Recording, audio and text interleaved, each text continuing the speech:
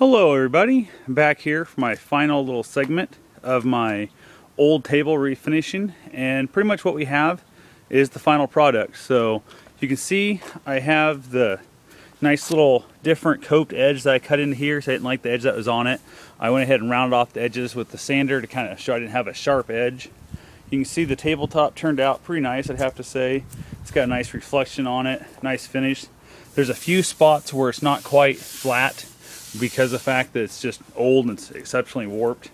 I got it as flat as I could get it with the tools I had, I guess. If I would have had a giant 48-inch drum sander or something like that, I probably could have done a better job, but that's not a possibility of what I had. So pretty much underneath here we have the sewing machine treadle, and I went ahead and just screwed it in with some drywall screws, little 1-inch screws that would fit up through. Made sure they were short enough they didn't poke to the top. That's the biggest fear I had. And before, it had these giant like lag bolt looking things with like 25 or 30 washers on it, so I'm assuming it's what they had at the time, and they made it work, which is all that really matters. But I luckily had the right screws, so I was able to fix it securely. I thought about actually tying into these little holes right here and making brackets that run up to the table, but it seems pretty stout. The thing is actually surprisingly strong. It's on unlevel ground out here in my yard right now, it's why it's wobbling, but overall it's in pretty good shape. There is a support board that runs across it this way, and it's actually has peeling back just a little bit. Not sure if it'll show up here or not. See that little air gap right there?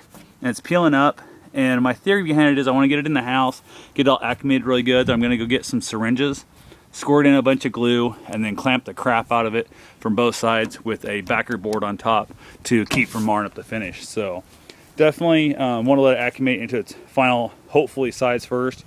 And I might go ahead and actually, instead of doing that, I haven't decided completely, I might mount a screw in here in this support beam, but make an oblong track for it, then screw it to the table so it'll hold it up flat, but allow the table to expand and contract more. So not sure exactly how I'm doing it yet, but we'll figure it out when the time comes. So as of right now, I'd say I'm happy with it.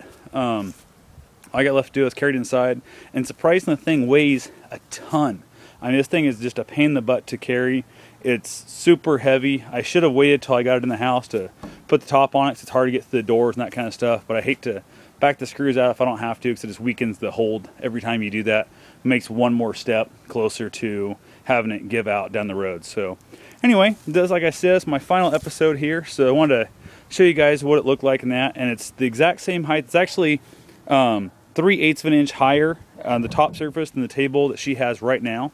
So definitely everything's going to work fine there. So all you got to do is figure out there's not a lot of room for your legs on this side, but we'll figure that out eventually. So thanks for watching. Have yourself a safe and wonderful day, and I'll talk to you later.